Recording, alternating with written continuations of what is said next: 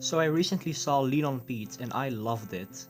I've been looking forward to this film for a while since it's directed by Andrew Haigh, who directed Weekend, one of my favorite films from 2011.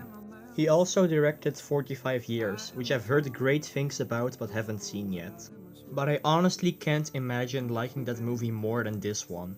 Lean on Pete is one of those movies you expect to go a certain way, only to subvert your expectations, making for one heartbreaking experience. One of the main reasons this movie works so well is because of its amazing atmosphere.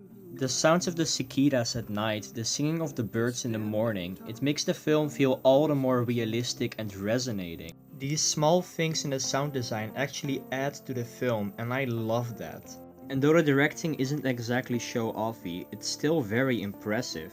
There's just this constant sense of movement in every scene. Whether it's a slow zoom done in bird's eye view or a long tracking shot, there's always movement in the film.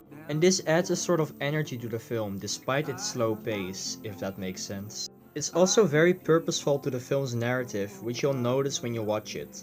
But as great as all of that is, where this movie really shines is in its writing and its performances. I don't think there's a single weak performance in this film, and Charlie Plummer makes for a surprisingly convincing 15-year-old with very relatable struggles. The entire movie is basically a character study, and it's probably one of the best teenage character studies I've ever seen. The main character's loneliness and desire for company is very relatable, and although he doesn't make the best decisions, he makes ones that make sense for his character and the state that he's in. And honestly, I think I would have made the same decisions if I were him. This movie is incredibly sad and a lot of shit happens to the main character, but it still manages to be hopeful and optimistic in the end. It's a movie that sees both the horror and beauty in life, and the result is an experience that's almost kind of meditative. I nearly cried, I was on the edge of my seat, and one scene kind of traumatized me.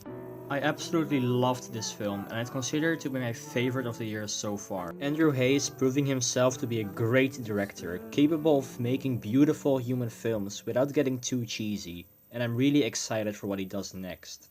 Go see this one as soon as possible because it's fantastic.